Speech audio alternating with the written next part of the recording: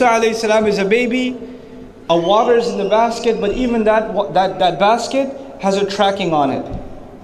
It has a recipient, a specific recipient it's supposed to end up in the hands of. And then it's supposed to be raised the way it's supposed to be raised, at the hands of the one who's going to be destroyed by this baby will raise him. That's part of the plan.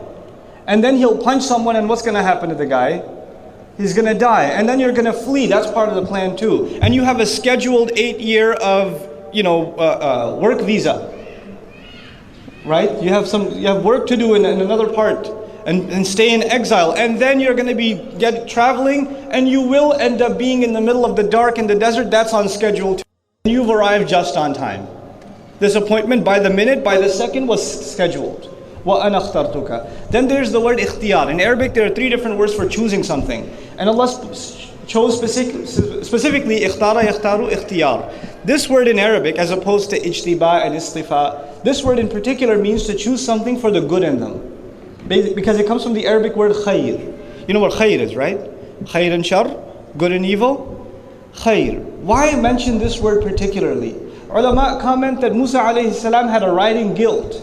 He had killed an individual. That guilt was not letting him go. He felt like he was no good. And Allah told him, I have chosen you because I see the good in you. Meaning Allah sees the good in him that he might not even be able to see in himself. And He's chosen him. فَاسْتَمِعْ لِمَا يُوحَى. Then listen carefully to what's being revealed. Now Allah tells him, I've chosen you. You specifically, you better listen carefully to what's being revealed.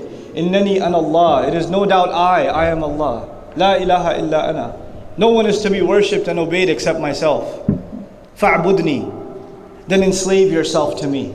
فَاعْبُدْنِي. Enslave yourself to me. The first command was take your shoes off. That's just the beginning of obedience. But now you know who obeys in every circumstance? A slave.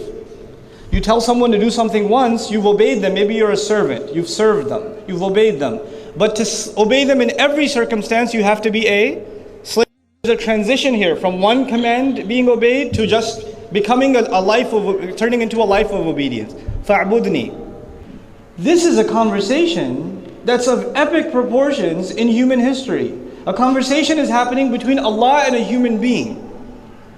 And the conversation was initiated by Allah directly. By His name He called him, Musa, I've chosen you, listen up. It's incredible.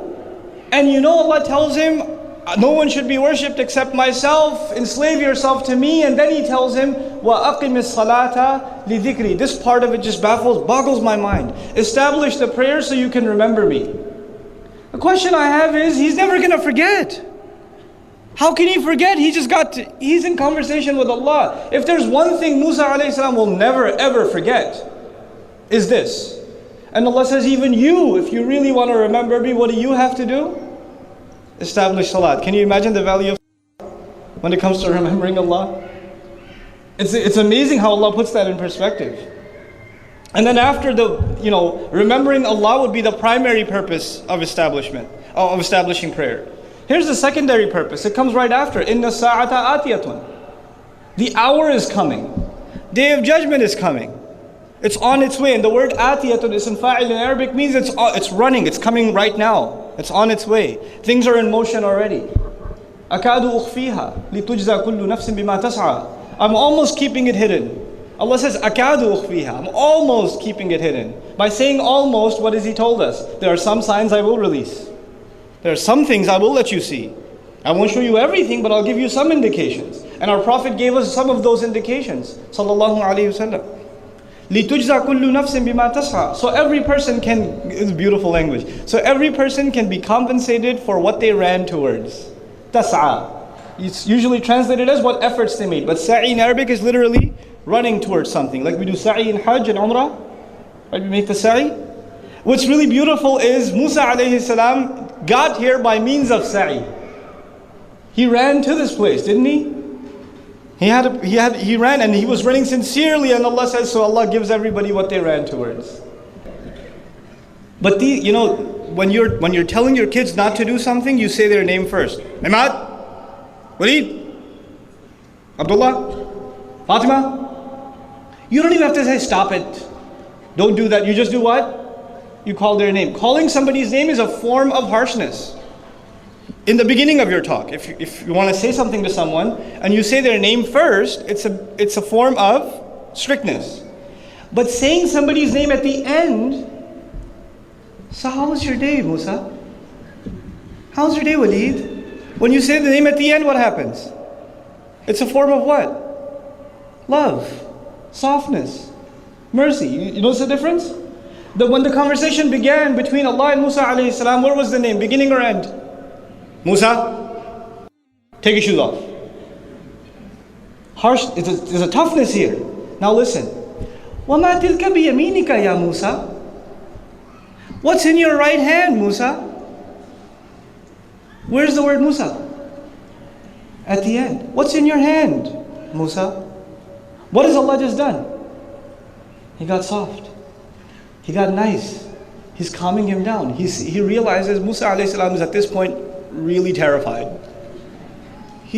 Allah just gave him a lecture. Allah just gave him a lecture about first take your shoes off. I'm your master. You better become my slave. Establish prayer. Judgment day is coming. I'm keeping it hidden. And I'll give everybody a compensation of what they... I mean, if you just heard that in the course, it's not a long conversation. This 1 minute is probably the most shocking 1 minute of his life. He needs to be calmed down now. So what does Allah say? So what's in your hand? What's in your right hand, Musa? هذه عصاي. What was the question? What was the question, guys? What's in your right hand? What's the answer? This is my step. Question is done, answer is done. Musa alayhi salam doesn't stop. And he said, this is my staff, I lean on it. وَأَهُشُّ بِهَا عَلَى غَنَمِي. And I beat on bushes with it so that my sheep can eat. But you know it's a stick. How many things are you going to come up with? Right? So he runs out of things to say. But he wants the conversation to go on, alayhi salam, because he's getting to talk to Allah. So he, exhausting his imagination, says, وَلِيَ فِيهَا مَآرِبُ أُخْرَى. And I've got some other things I can do with it too. It's amazing. It's amazing that he says that. Because what's he trying to do? Keep it going. And it shows you his nervousness, alayhi salam. And Allah says, قَالَ, very softly Allah Azza wa Jal says, قَالَ أَلْقِهَا يَا Musa. Throw it, Musa. Now what's the harsh way of saying it?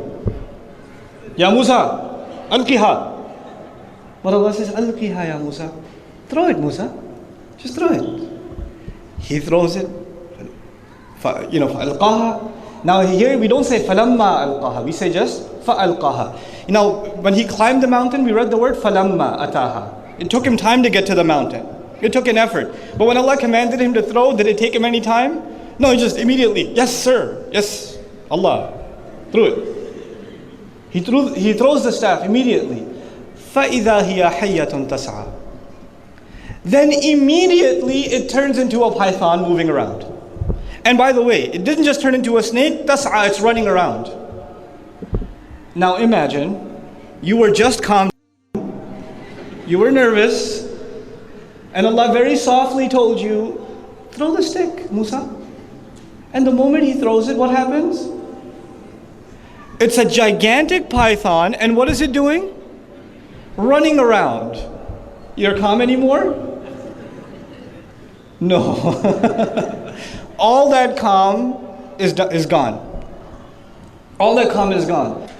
Now at this point, what does Allah tell him? Look at the words. قَالَ خُذْهَا. Grab it. Grab it? وَلَا تَخَافْ. And don't be afraid. Grab it, don't be afraid. You know what I was going to say?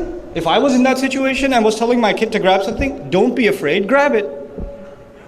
That's what I would say. Don't be afraid, grab it. What did Allah say? Grab it, don't be afraid. Amazing. It's amazing. Because Allah is expecting obedience first. Obedience first. And then courage. Of obedience is in what part of the ayah? Grab it. Khudha. Where's courage in the ayah? La takhaf, don't be afraid. And then there's the third part of the ayah, سَنُعِيدُهَا سِيرَةَ الْأُخْرَى. سِيرَةَ الْأُولَى. We will return it back to its original state.